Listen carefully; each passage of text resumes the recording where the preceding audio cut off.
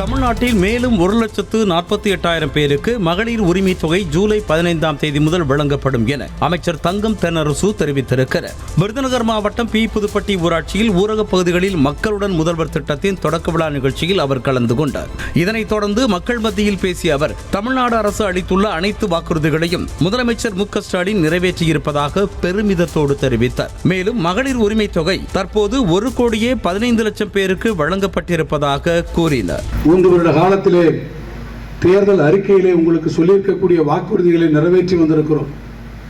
அது மகளிர் உரிமை தொகையாக இருந்தாலும், விடியல் பயணமாக இருந்தாலும், அல்லது உங்களுக்கான கடன் தள்ளுபடிகளாக இருந்தாலும், என்ன வாக்குறுதிகளை தந்திருக்கோமோ அந்த வாக்குறுதிகளை எல்லாம் ஒன்றன் பின் ஒன்றாக இன்றைக்கு நிறைவேற்றி வந்திருக்கிறோம்.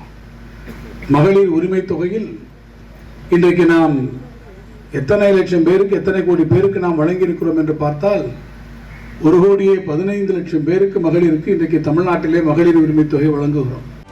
செய்திகளை உடனுக்குடனும் துல்லியமாகவும் தெரிந்து கொள்ள சப்ஸ்கிரைப் பண்ணுங்க.